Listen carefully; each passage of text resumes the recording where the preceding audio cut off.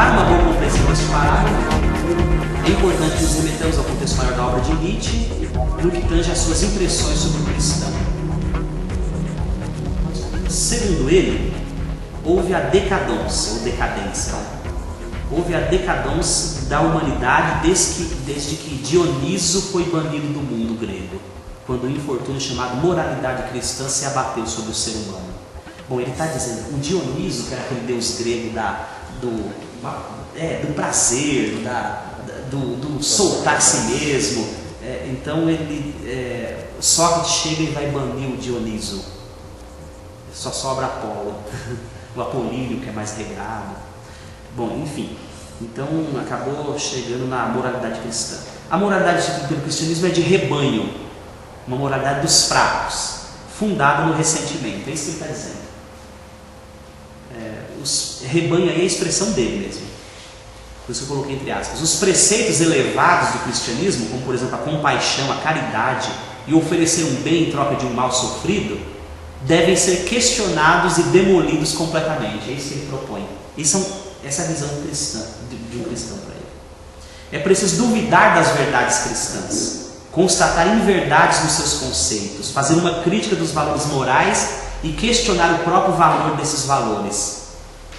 É imprescindível banir com verdades estabelecidas e questionar as verdades inquestionáveis. É isso que ele propõe.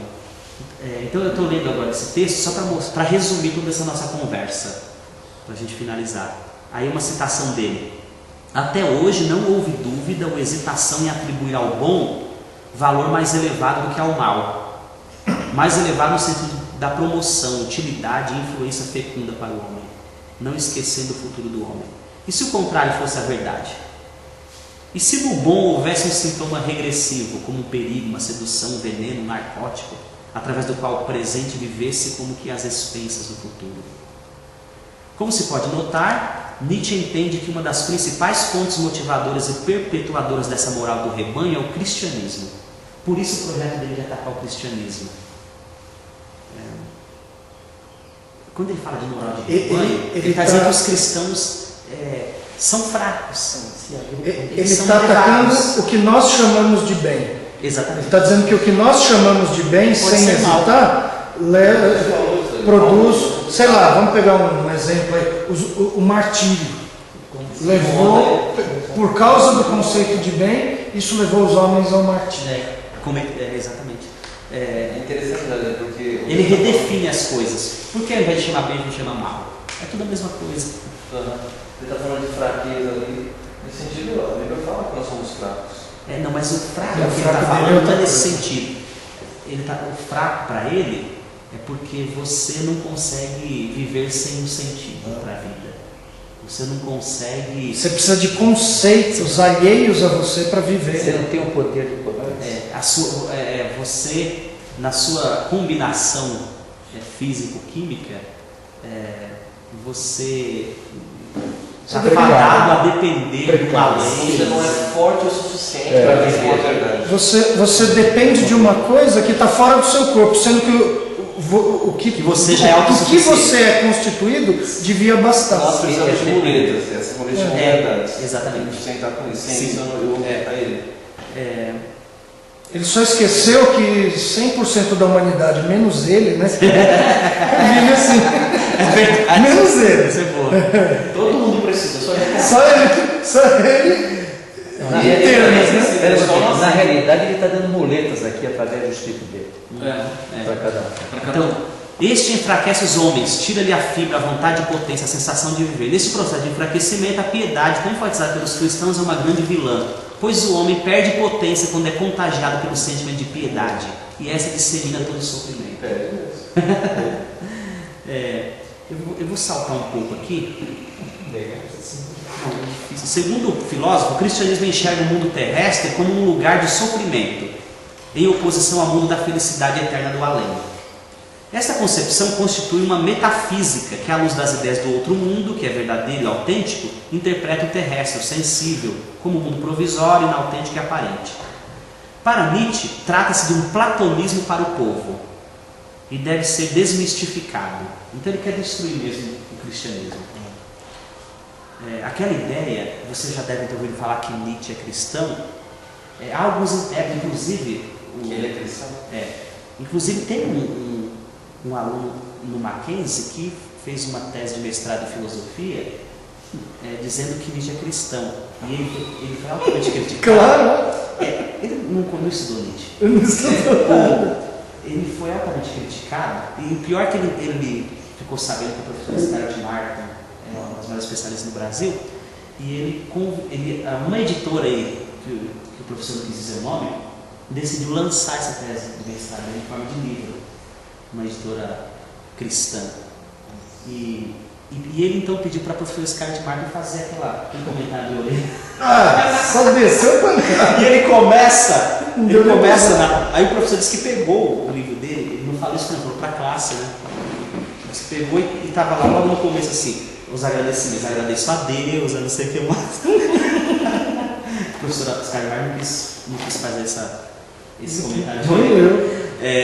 Ele defende que, na verdade, Nietzsche era cristão. O problema é que a igreja que ele conhecia na época, o cristianismo que ele conhecia, era um cristianismo ruim. Não está nem perto. Mas lembra que dá para perceber isso? Não está nem perto. Ele não chegou, não, o cara não deu. Claramente.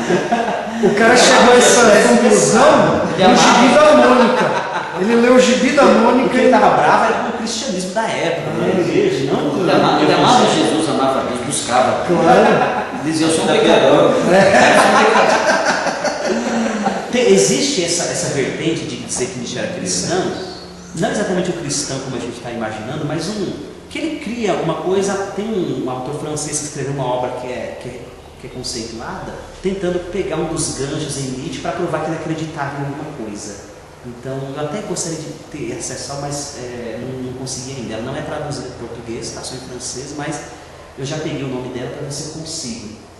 Mas seria interessante ver o que ele propõe lá, para mostrar que no fundo Nietzsche é crente. De quando é essa obra? Muito fundo. Eu não sei a data de publicação. O crente, a ideia de crente não é que ele seja um cristão, que ele é dogmático. Ele crê em algo. Isso demoliria. Não é um cara religioso. Quando fala em pacto, eu já falava, para provar que Nietzsche acredita em alguma coisa. Sim, Então, onde a gente estava mesmo? Para Nietzsche, trata-se de um batismo para o povo e deve ser desmistificado. Sendo assim, para ele, o cristianismo é o auge da perversão dos instintos que caracteriza o platonismo e repousa em dogmas e crenças que ajudam a consciência fraca e escrava a escapar à vida, à dor e à luta, além de impor a resignação e a renúncia como virtudes. O além foi inventado por esses fracos e vencidos da vida a fim de compensar a miséria. Olha a situação, vê se dá para dizer que é cristão. É a ideia da vingança do anarquista. Com o propósito de se consolar da impossibilidade de participar dos valores dos senhores e dos fortes, os cristãos inventaram falsos valores. Há neles uma espécie de ódio de tudo que é humano, de tudo que é animal e de tudo que é matéria. O horror que eles têm dos sentidos, o temor da felicidade e da beleza, o desejo de fugir de tudo que é aparência. Mudança, devir, é resultado da vontade de aniquilamento, de hostilidade à vida, de recusa em admitir as condições fundamentais da própria vida. Meu voto é que ele era É resultado da vontade de aniquilamento. Na verdade, vamos voltar só um pouquinho então. Aonde? O horror que os cristãos têm dos sentidos, o temor o cristão tem medo da felicidade, da beleza, o desejo de fugir de tudo que é aparência, mudança, devir é aquela coisa que tudo está em constante mudança, tudo virá a ser, nada tudo está se tornando. Então há um constante devir no mundo. Tudo isso o cristão é resultado da vontade de aniquilamento. O cristão, na verdade, está querendo se aniquilar, é hostil à vida. Ele se recusa a admitir as condições fundamentais para viver a própria vida. Por isso que no pensamento nós gostamos do sofrimento. Paulo elogia. Nós dizemos não para uma série de coisas que são boas aos sentidos. Nós dizemos não para um olhar lascivo. Nós dizemos não para uma moral sexual comprometida. Sim. Nós dizemos não para comer ou se resignando o tempo. Nós dizemos não que para ele são coisas boas. E outra, ele olha. Nós dizemos não para nós estamos a gente só quer o processo. Então, ele olha para o fato da gente ver o fim dessa vida como algo bom. E atacamos aqueles que se entregam. Não dá a impressão de uma certa rebeldia, de uma. Eu estou achando que o ressentido é ele. Tá com nojinho. Religiosa mal servida para ele. Sim. Então, aí, legal. Vamos ver como ele quer. Então, talvez sejamos felizes como ele. Agora, Super feliz. com essa observação, Seremos felizes como ele. com essa observação do Gramponato, os nazistas, por exemplo, tentaram viver isso. E deu o que deu. Os monstros se foram. Então houve gente que tentou levar a sério uma filosofia parecida com essa. Não que Nietzsche estava dizendo que tinha que ser daquele jeito, que tinha que fazer, Mas é uma implicação aplicar para a vida. natural. Então o anarquista Não precisa ter endereço. Não. A carta está aberta. O anarquista, tanto quanto o cristão, vive estruturado numa ética que tem suas origens no rancor dos fracos, que, incapazes de exercer sua vontade e privados de uma saída para a ação, se enfrentam, aliás, se entregam a uma espécie de vingança, por vezes imaginária. Em última instância, o que move o cristão e o anarquista à ação é o quê? É o ressentimento. Destacada semelhança entre ambos. E ele não, ele está com as melhores intenções. Ódio e vingança são palavras-chave na compreensão desse ressentimento. O ressentido, vendo-se incapaz de abolir a diferença e aniquilar o forte, busca a vingança. E na impossibilidade de vingar-se, imagina um momento em que sua ira se manifestará de modo implacável. Inventa uma ocasião em que lhe será permitida a desforra. Ou seja, tem um juízo final. O cristão. Esse desejo de vingança tem sua origem em manutenção da própria impotência. Nesse sentido, o ressentimento não pode ter tido como reação.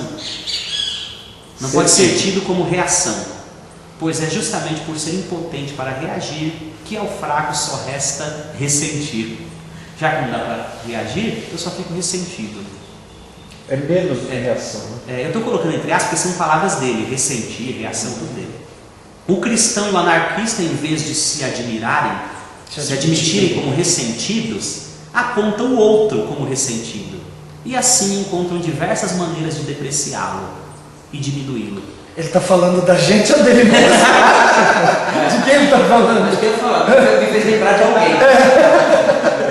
No entender de Nietzsche, possuem uma amarga malevolência, são invejosos, rancorosos e enciumados, o que acaba por evidenciar sua própria enfermidade. Agora tira o espelho da frente. Percebe-se, pois, que na reflexão de Nietzsche há elementos que fomentam o questionamento de princípios fundantes do cristianismo e também de ideologias políticas.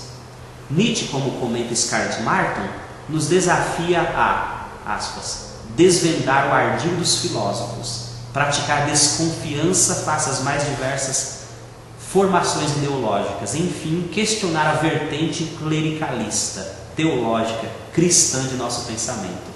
Essa é a interpretação, entre aspas, da professora Scarlett Martin da filosofia nietzschiana.